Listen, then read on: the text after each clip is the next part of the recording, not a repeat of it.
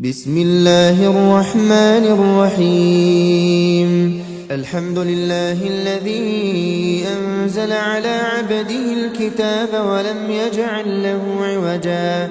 قيما لينذر بأسا شديدا من لدنه ويبشر المؤمنين الذين يعملون الصالحات أن لهم أجرا حسنا ماكثين فيه أبدا وينذر الذين قالوا اتخذ الله ولدا ما لهم به من علم ولا لآبائهم كبرت كلمة تخرج من أفواههم إن يقولون إلا كذبا فلعلك باخع نفسك على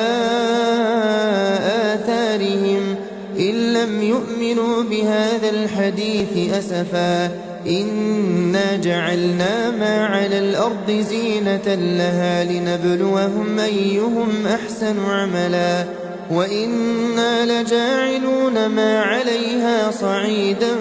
جرزا أم حسبت أن أصحاب الكهف والرقيم كانوا من آياتنا عجبا إذ أوى الفتية إلى الكهف فقالوا ربنا آتنا من لدنك رحمة وهيئ لنا من أمرنا رشدا فضربنا على آذانهم في الكهف سنين عددا ثم بعثناهم لنعلم أي الحزبين أحصى لما لبثوا أمدا نحن نقص عليك نبأهم بالحق إنهم فتية آمنوا بربهم وزدناهم هدى وربطنا على قلوبهم إذ قاموا فقالوا ربنا رب السماوات والأرض لن ندعو من دونه إلها لقد قلنا إذا شططا هؤلاء قومنا اتخذوا من دونه آلهة لولا يأتون عليهم بسلطان بين فمن أظلم ممن افترى على الله كذبا وإذ اعتزلتموهم وما يعبدون إلا الله فأووا إلى الكهف ينشر لكم ربكم من رحمته ويهيئ لكم من أمركم مرفقا وترى الشمس إذا طلعت تزاور عن كهفهم ذات اليمين وإذا غربت تقرضهم ذات الشمال وهم في فجوة منه ذلك من آيات الله من يهد الله فهو المهتد ومن يضلل فلن تجد له وليا مرشدا وتحسبهم أيقاظا وهم رقود ونقلبهم ذات اليمين وذات الشمال وكلبهم باسط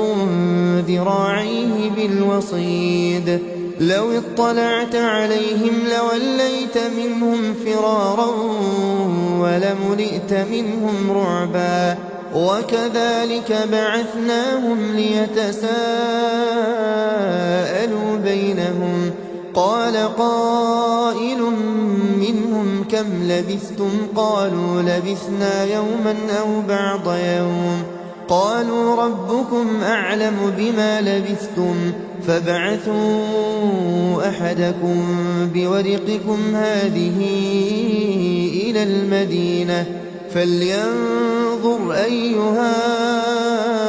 أزكى طعاما فليأتكم برزق منه وليتلطف ولا يشعرن بكم أحدا إنهم إن يظهروا عليكم يرجموكم أو يعيدوكم في ملتهم ولن تفلحوا إذا أبدا وكذلك أعثرنا عليهم ليعلموا أن وعد الله حق وأن الساعة لا ريب فيها إذ يتنازعون بينهم أمرهم فقالوا ابنوا عليهم بنيانا ربهم أعلم بهم قال الذين غلبوا على أمرهم لنتخذن عليهم مسجدا سيقولون ثلاثة رابعهم كلبهم ويقولون خمسة سادسهم كلبهم رجما بالغيب ويقولون سبعة وثامنهم كلبهم قل ربي أعلم بعدتهم ما يعلمهم إلا قليل فلا تمار فيهم إلا مراء ظاهرا ولا تستفت فيهم منهم أحدا ولا تقولن لشيء إني فاعل ذلك غدا إلا أن يشاء الله واذكر ربك إذا نسيت وقل عسى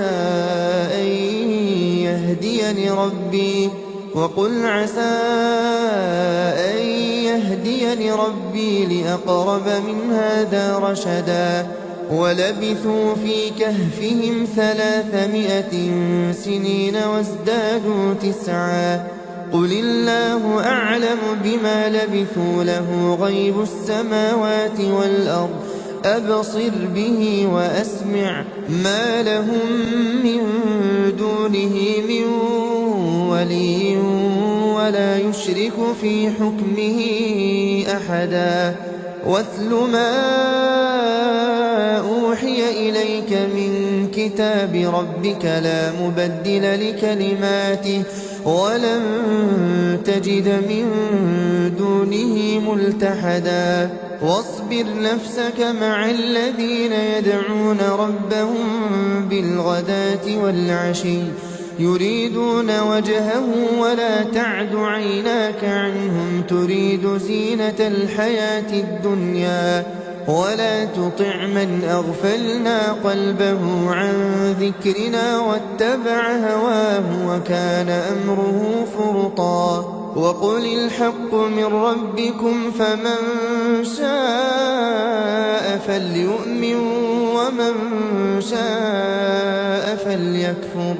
إنا أعتدنا للظالمين نارا أحاط بهم سرادقها وإن يستغيثوا يغاثوا بماء كالمهل يشوي الوجوه بئس الشراب وساءت مرتفقا إن الذين آمنوا وعملوا الصالحات إنا لا نضيع أجر من أحسن عملا أولئك لهم جنات عدن تجري من تحتهم الأنهار يحلون فيها من أساور من ذهب ويلبسون ثيابا خضرا من سندس واستبرق متكئين فيها على الأرائك نعم الثواب وحسنت مرتفقا واضرب لهم مثلا الرجلين جعلنا لأحدهما جنتين من أعناب وحففناهما بنخل وجعلنا بينهما زرعا كلتا الجنتين آتت أكلها ولم تظلم منه شيئا وفجرنا خلالهما نهرا وكان له ثمر فقال لصاحبه وهو يحاوره أنا أكثر منك مالا وأعز نفرا ودخل جنته وهو ظالم لنفسه قال ما أظن أن تبيد هذه أبدا وما أظن الساعة قائمة ولئن رددت إلى ربي لأجدن خيرا منها منقلبا قال له صاحبه وهو يحاوره أكفرت بالذي خلقك من تراب ثم من نطفة ثم سواك رجلا لكن هو الله ربي ولا أشرك بربي أحدا ولولا إذ دخلت جنتك قلت ما شاء الله لا قوة إلا بالله إن ترني أنا أقل منك مالا وولدا فعسى ربي أن يؤتيني خيرا من جنتك ويرسل عليها حسبانا من السماء فتصبح صعيدا زلقا أو يصبح ماؤها غورا فلن تستطيع له طلبا وأحيط بثمره فأصبح يقلب كفيه على ما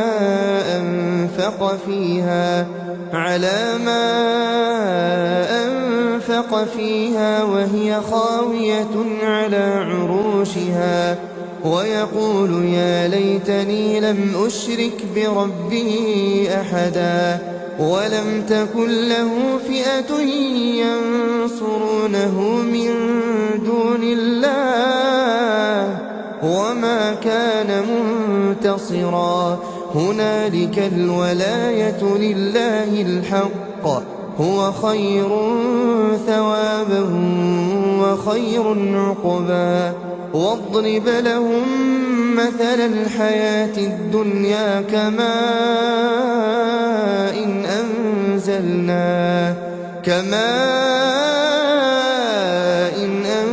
أنزلناه من السماء فاختلط به نبات الأرض فأصبح هشيما تذروه الرياح وكان الله على كل شيء مقتدرا المال والبنون زينة الحياة الدنيا والباقيات الصالحات خير عند ربك ثوابا وخير أملا ويوم نسير الجبال وترى الأرض بارزة وحشرناهم فلم نغادر منهم أحدا وعرضوا على ربك صفا لقد جئتمونا كما خلقناكم أول مرة بل زعمتم أن لن نجعل لكم موعدا ووضع الكتاب فترى المجرمين مشفقين مما فيه ويقولون يا ويلتنا ما لهذا الكتاب لا يغادر صغيرة ولا كبيرة إلا أحصاها ووجدوا ما عملوا حاضرا ولا يظلم ربك أحدا وإذ قلنا للملائكة اسجدوا لآدم فسجدوا إلا إبليس كان من الجن ففسق عن أمر ربه أفتتخذونه وذريته أولياء من دوني وهم لكم عدو بئس للظالمين بدلا ما أشهدتهم خلق السماوات والأرض ولا خلق أنفسهم وما كنت متخذ المضلين عضدا ويوم يقول نادوا شركائي الذين زعمتم فدعوهم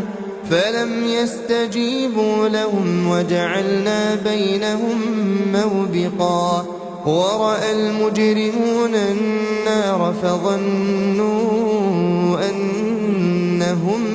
مواقعوها ولم يجدوا عنها مصرفا ولقد صرفنا في هذا القرآن للناس من كل مثل وكان الإنسان أكثر شيء جدلا وما منع الناس أن يؤمنوا إذ جاءهم الهدى ويستغفروا ربهم إلا أن تأتيهم سنة الأولين أو يأتيهم العذاب قبلا وما نرسل المرسلين إلا مبشرين ومنذرين ويجادل الذين كفروا بالباطل ليدحضوا به الحق واتخذوا آياتي وما أنذروا هزوا ومن أظلم ممن ذكر بآيات ربه فأعرض عنها ونسي ما قدمت يداه إنا جعلنا على قلوبهم أكنة أن يفقهوه وفي آذانهم وقرا وإن تدعهم إلى الهدى فلن يهتدوا إذا أبدا وربك الغفور ذو الرحمة لو يؤاخذهم بما كسبوا لعجل لهم العذاب بل لهم موعد لن يجدوا من دونه موئلا وتلك القرى أهلكناهم لما ظلموا وجعلنا لمهلكهم موعدا وإذ قال موسى لفتاه لا أبرح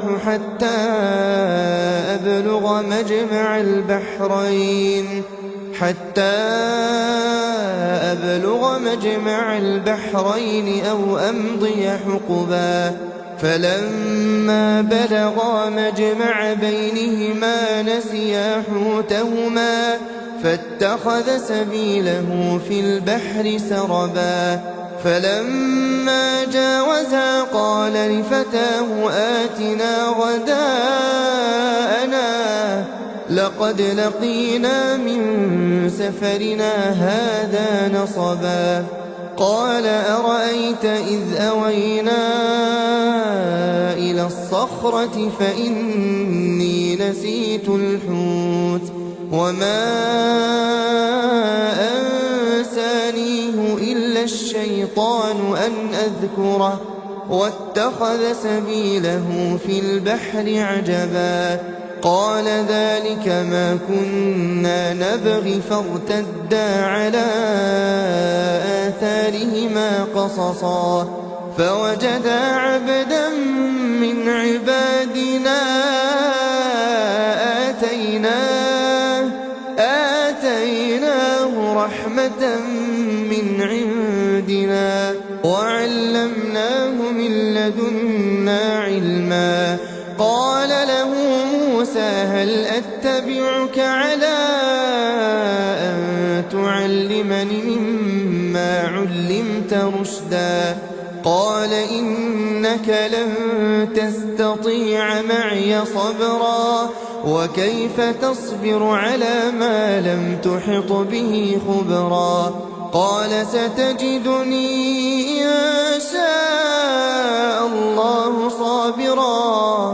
إن شاء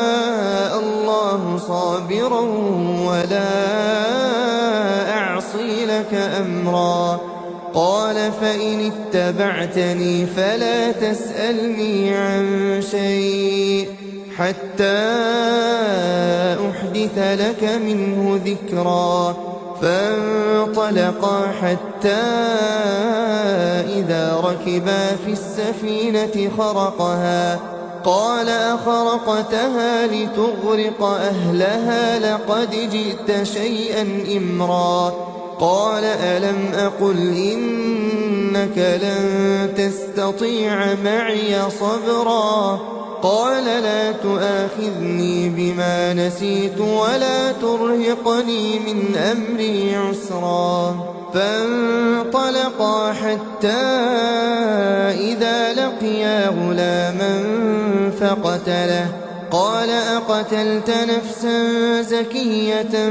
بغير نفس لقد جئت شيئا نكرا قال ألم أقل لك إنك لن تستطيع معي صبرا قال إن سألتك عن شيء بعدها فلا تصاحبني قد بلغت من لدني عذرا فانطلقا حتى إذا أتيا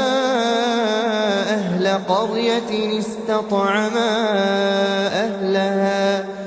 فأبوا أن يضيفوهما فوجدا فيها جدارا يريد أن ينقض فأقامه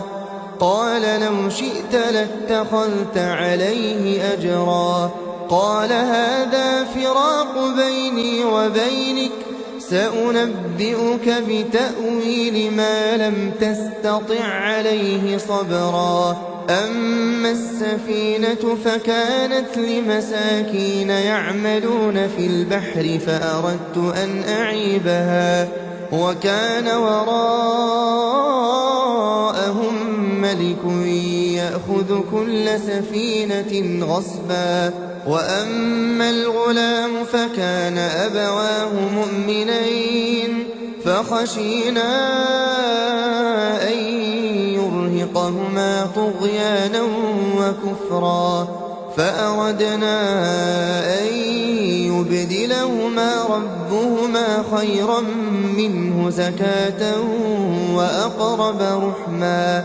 وأما الجدار فكان لغلامين يتيمين في المدينة وكان تحته كنز لهما وكان أبوهما صالحا فأراد ربك أن يبلغا أشدهما ويستخرجا كنزهما رحمة من ربك وما فعلته عن أمري ذلك تأويل ما لم تسطع عليه صبرا ويسألونك عن ذي القرنين قل سأتلو عليكم منه ذكرا إنا مكنا له في الأرض وآتيناه من كل شيء سببا فأتبع سببا حتى إذا بلغ مغرب الشمس وجدها تغرب في عين حمئة ووجد عندها قوما قلنا يا ذا القرنين إما أن تعذب وإما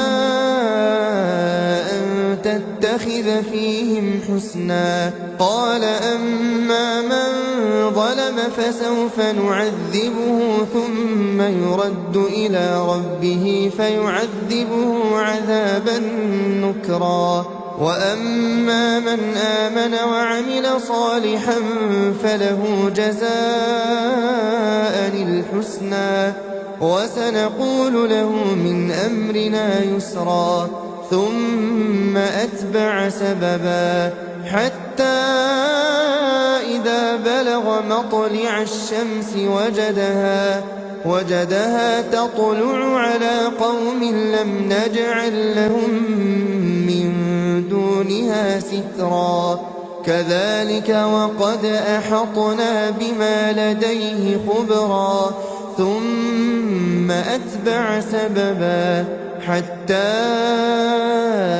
إذا بلغ بين السدين وجد من دونهما قوما لا يكادون يفقهون قولا قالوا يا ذا القرنين إن يأجوج ومأجوج مفسدون في الأرض فهل نجعل لك خرجا على أن تجعل بيننا وبينهم سدا قال ما مكني فيه ربي خير فأعينوني بقوة أجعل بينكم وبينهم ردما آتوني زبر الحديد حتى إذا ساوى بين الصدفين قال انفخوا حتى إذا جعله نارا قال آتوني أفرغ عليه قطرا فما استطاعوا أن يظهروه وما استطاعوا له نقبا قال هذا رحمة من ربي فإذا جاء وعد ربي جعله دكاء وكان وعد ربي حقا وتركنا بعضهم يومئذ يموج في بعض ونفخ في الصور فجمعناهم جمعا وعرضنا جهنم يومئذ للكافرين عرضا الذين كانت أعينهم في غطاء عن ذكري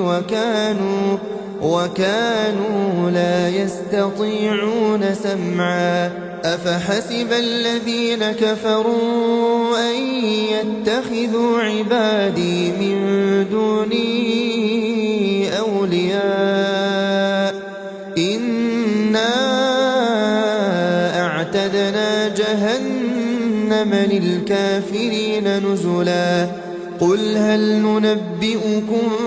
بالأخسرين أعمالا الذين ضل سعيهم في الحياة الدنيا وهم يحسبون أنهم يحسنون صنعا أولئك الذين كفروا بآيات ربهم ولقائه فحبطت أعمالهم فلا نقيم لهم يوم القيامة وزنا ذلك جزاؤهم جهنم بما كفروا واتخذوا آياتي ورسلي هزوا إن الذين آمنوا وعملوا الصالحات كانت لهم جنات الفردوس نزلا خالدين فيها لا يبغون عنها حولا قل لو كان البحر مدادا لكلمات ربي لنفد البحر قبل أن تنفد كلمات ربي ولو جئنا بمثله مددا قل إنما أنا بشر مثلكم يوحى إلي أنما إلهكم إله واحد فمن كان يرجو لقاء ربه فليعمل عملا صالحا ولا يشرك بعبادة ربه أحدا. بسم الله الرحمن الرحيم الحمد لله الذي أنزل على عبده الكتاب ولم يجعل له عوجا قيما لينذر بأسا شديدا من لدنه ويبشر المؤمنين الذين يعملون الصالحات أن لهم أجرا حسنا ماكثين فيه أبدا وينذر الذين قالوا اتخذ الله ولدا ما لهم به من علم ولا لآبائهم كبرت كلمة تخرج من أفواههم إن يقولون إلا كذبا فلعلك باخع نفسك على آثارهم إن لم يؤمنوا بهذا الحديث أسفا إنا جعلنا ما على الأرض زينة لها لنبلوهم أيهم أحسن عملا وإنا لجاعلون ما عليها صعيدا جرزا أم حسبت أن أصحاب الكهف والرقيم كانوا من آياتنا عجبا إذ أوى الفتية إلى الكهف فقالوا ربنا آتنا من لدنك رحمة وهيئ لنا من أمرنا رشدا فضربنا على آذانهم في الكهف سنين عددا ثم بعثناهم لنعلم أي الحزبين أحصى لما لبثوا أمدا نحن نقص عليك نبأهم بالحق إنهم فتية آمنوا بربهم وزدناهم هدى وربطنا على قلوبهم إذ قاموا فقالوا ربنا رب السماوات والأرض لن ندعو من دونه إلها لقد قلنا إذا شططا هؤلاء قومنا اتخذوا من دونه آلهة لولا يأتون عليهم بسلطان بين فمن أظلم ممن افترى على الله كذبا وإذ اعتزلتموهم وما يعبدون إلا الله فأووا إلى الكهف ينشر لكم ربكم من رحمته ويهيئ لكم من أمركم مرفقا وترى الشمس إذا طلعت تزاور عن كهفهم ذات اليمين وإذا غربت تقرضهم ذات الشمال وهم في فجوة منه ذلك من آيات الله من يهد الله فهو المهتد ومن يضلل فلن تجد له وليا مرشدا وتحسبهم أيقاظا وهم رقود ونقلبهم ذات اليمين وذات الشمال وكلبهم باسط ذراعيه بالوصيد لو اطلعت عليهم لوليت منهم فرارا ولملئت منهم رعبا وكذلك بعثناهم ليتساءلوا بينهم قال قائل منهم كم لبثتم قالوا لبثنا يوما أو بعض يوم قالوا ربكم أعلم بما لبثتم فابعثوا أحدكم بورقكم هذه إلى المدينة فلينظر أيها أزكى طعاما فليأتكم برزق منه وليتلطف ولا يشعرن بكم أحدا إنهم إن يظهروا عليكم يرجموكم أو يعيدوكم في ملتهم ولن تفلحوا إذا أبدا وكذلك أعثرنا عليهم ليعلموا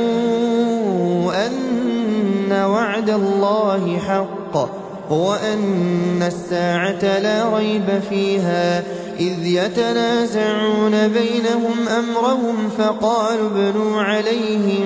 بنيانا ربهم أعلم بهم قال الذين غلبوا على أمرهم لنتخذن عليهم مسجدا سيقولون ثلاثة رابعهم كلبهم ويقولون خمسة سادسهم كلبهم رجما بالغيب ويقولون سبعة وثامنهم كلبهم قل ربي أعلم بعدتهم ما يعلمهم إلا قليل فلا تمار فيهم إلا مراء ظاهرا ولا تستفت فيهم منهم أحدا ولا تقولن لشيء إني فاعل ذلك غدا إلا أن يشاء الله واذكر ربك إذا نسيت وقل عسى أن يهديني ربي لأقرب من هذا رشدا ولبثوا في كهفهم 300 سنين وازدادوا 9 قل الله أعلم بما لبثوا له غيب السماوات والأرض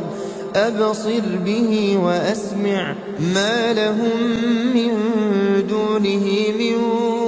ولي ولا يشرك في حكمه أحدا واتل ما أوحي إليك من كتاب ربك لا مبدل لكلماته ولن تجد من دونه ملتحدا واصبر نفسك مع الذين يدعون ربهم بالغداة والعشي يريدون وجهه ولا تعد عيناك عنهم تريد زينة الحياة الدنيا ولا تطع من أغفلنا قلبه عن ذكرنا واتبع هواه وكان أمره فرطا وقل الحق من ربكم فمن شاء فليؤمن ومن شاء فليكفر إنا أعتدنا للظالمين نارا أحاط بهم سرادقها وإن يستغيثوا يغاثوا بماء كالمهل يشوي الوجوه بئس الشراب وساءت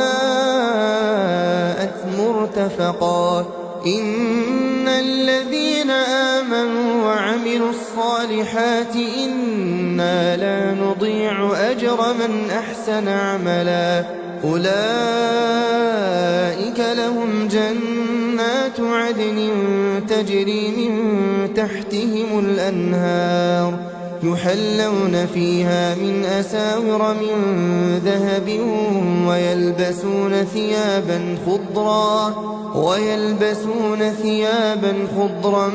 من سندس واستبرق متكئين فيها على الأرائك نعم الثواب وحسنت مرتفقا واضرب لهم مثلا الرجلين جعلنا لأحدهما جنتين من أعناب وحففناهما بنخل وجعلنا بينهما زرعا كلتا الجنتين آتت أكلها ولم تظلم منه شيئا وفجرنا خلالهما نهرا وكان له ثمر فقال لصاحبه وهو يحاوره أنا أكثر منك مالا وأعز نفرا ودخل جنته جنته وهو ظالم لنفسه قال ما أظن أن تبيد هذه أبدا وما أظن الساعة قائمة ولئن رددت إلى ربي لأجدن خيرا منها منقلبا قال له صاحبه وهو يحاوره أكفرت بالذي خلقك من تراب ثم من نطفة ثم سواك رجلا لكن هو الله ربي ولا أشرك بربي أحدا ولولا إذ دخلت جنتك قلت ما شاء الله لا قوة إلا بالله إن ترني أنا أقل منك مالا وولدا فعسى ربي أن يؤتيني خيرا من جنتك ويرسل عليها حسبانا من السماء فتصبح صعيدا زلقا أو يصبح ماؤها غورا فلن تستطيع له طلبا وأحيط بثمره فأصبح يقلب كفيه على ما أنفق فيها وهي خاوية على عروشها ويقول يا ليتني لم أشرك بربي أحدا ولم تكن له فئة ينصرونه من دون الله وما كان منتصرا هنالك الولاية لله الحق هو خير ثوابا وخير عقبا واضرب لهم مثل الحياة الدنيا كماء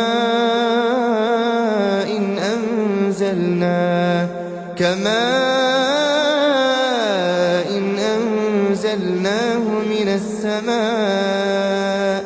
فاختلط به نبات الأرض فأصبح هشيما تذروه الرياح وكان الله على كل شيء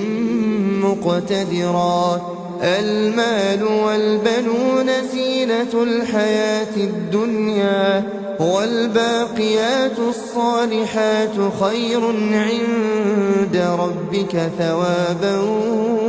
وخير أملا ويوم نسير الجبال وترى الأرض بارزة وحشرناهم فلم نغادر منهم أحدا وعرضوا على ربك صفا لقد جئتمونا كما خلقناكم أول مرة بل زعمتم أن لن نجعل لكم موعدا ووضع الكتاب فترى المجرمين مشفقين مما فيه ويقولون يا ويلتنا ما لهذا الكتاب لا يغادر صغيرة ولا كبيرة إلا أحصاها ووجدوا ما عملوا حاضرا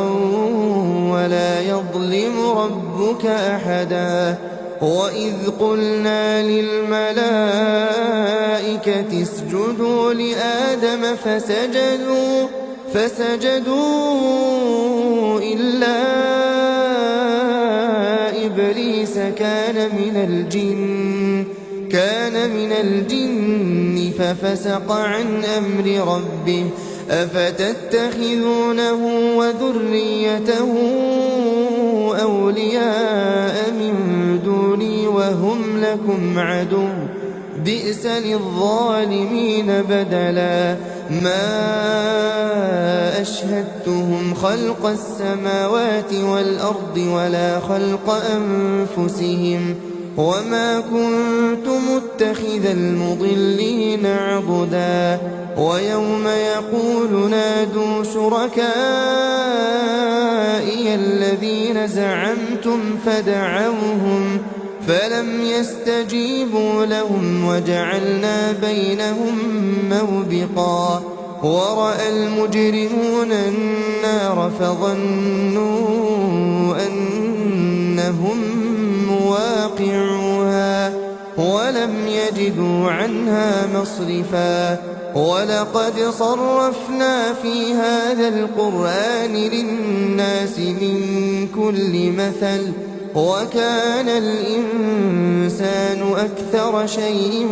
جدلا وما منع الناس أن يؤمنوا إذ جاءهم الهدى ويستغفروا ربهم إلا أن تأتيهم سنة الأولين أو يأتيهم العذاب قبلا وما نرسل المرسلين إلا مبشرين ومنذرين ويجادل الذين كفروا بالباطل ليدحضوا به الحق واتخذوا آياتي وما أنذروا هزوا ومن أظلم ممن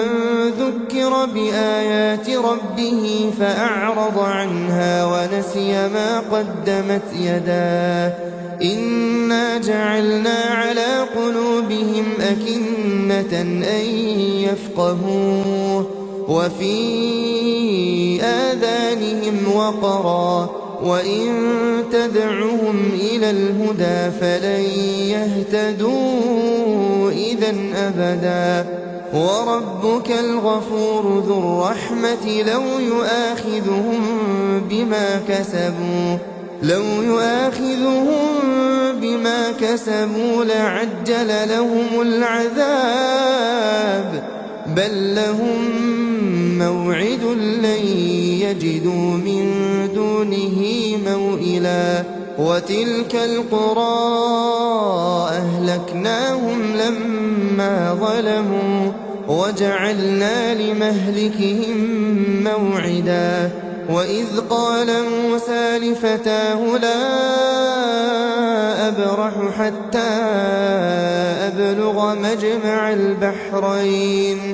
حتى أبلغ مجمع البحرين أو أمضي حقبا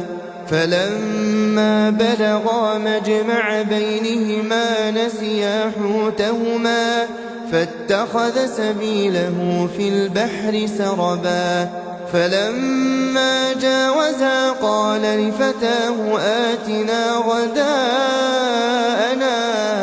لقد لقينا من سفرنا هذا نصبا قال أرأيت إذ أوينا إلى الصخرة فإني نسيت الحوت وما أنسانيه إلا الشيطان أن أذكره واتخذ سبيله في البحر عجبا قال ذلك ما كنا نبغي فارتدا على آثارهما قصصا فوجدا عبدا من عبادنا آتيناه رحمة من عندنا وعلمناه من لدنا علما قال له موسى هل أتبعك على أن تعلمني مما علمت رشدا قال إنك لن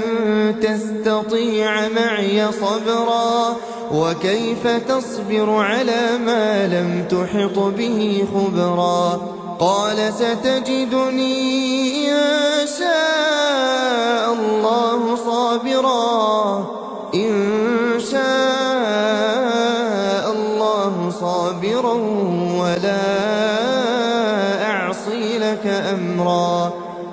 قال فإن اتبعتني فلا تسألني عن شيء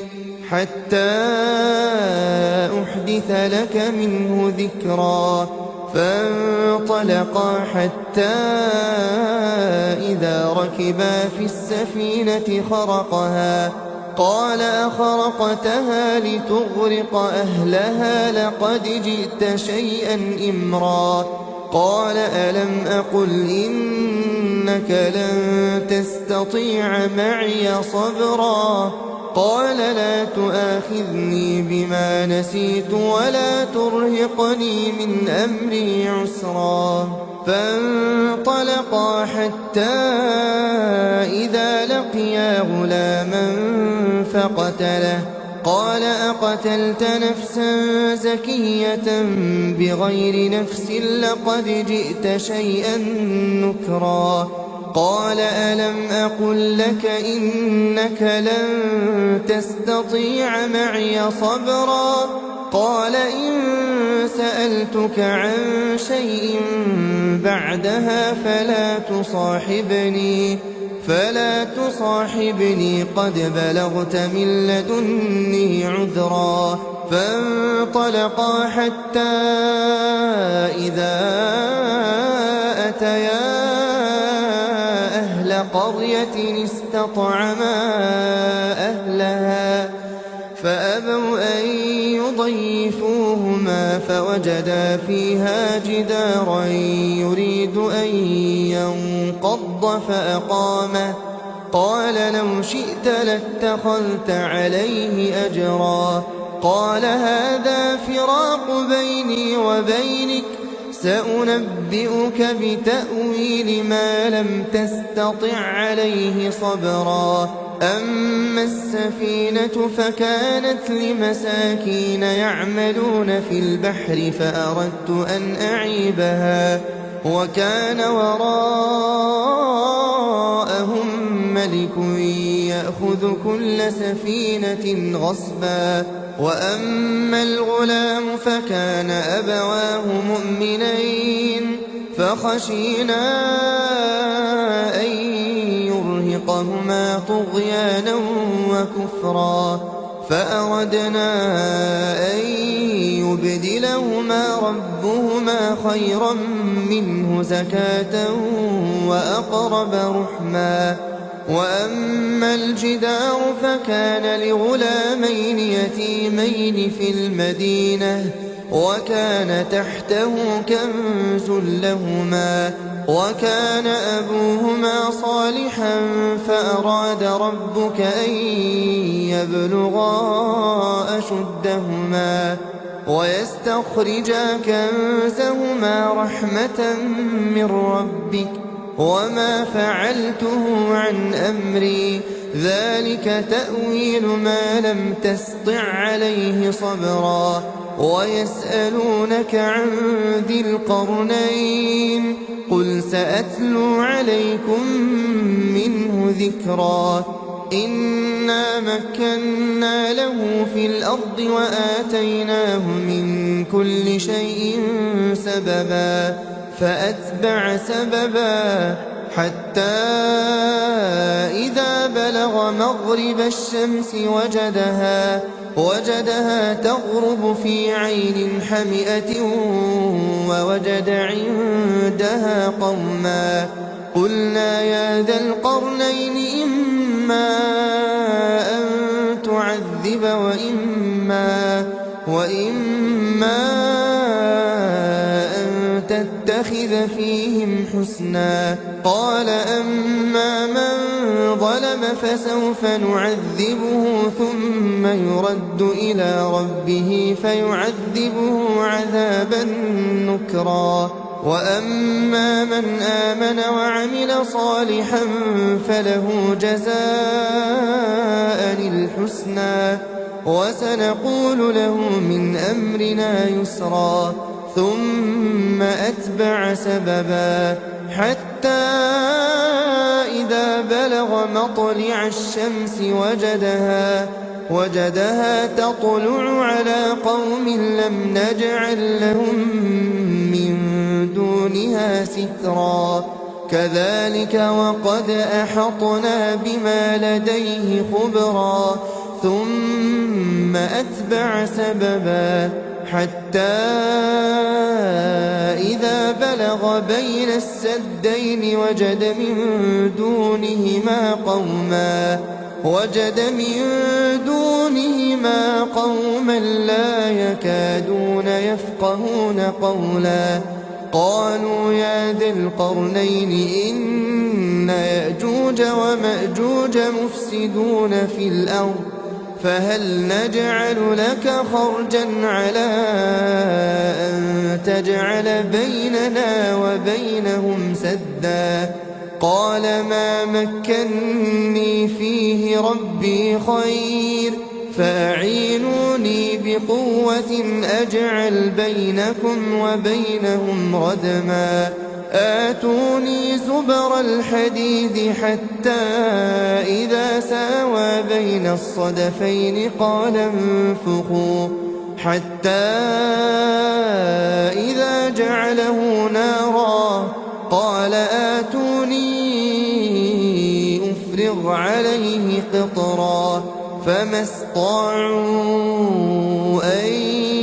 يظهروه وما استطاعوا له نقبا قال هذا رحمة من ربي فإذا جاء وعد ربي جعله دكاء وكان وعد ربي حقا وتركنا بعضهم يومئذ يموج في بعض ونفخ في الصور فجمعناهم جمعا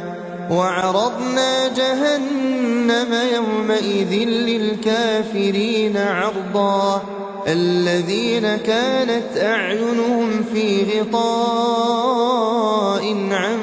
ذكري وكانوا لا يستطيعون سمعا أفحسب الذين كفروا أن يتخذوا عبادي من دوني أولياء إنا أعتدنا جهنم للكافرين نزلا قل هل ننبئكم بالأخسرين أعمالا الذين ضل سعيهم في الحياة الدنيا وهم يحسبون أنهم يحسنون صنعا أولئك الذين كفروا بآيات ربهم ولقائه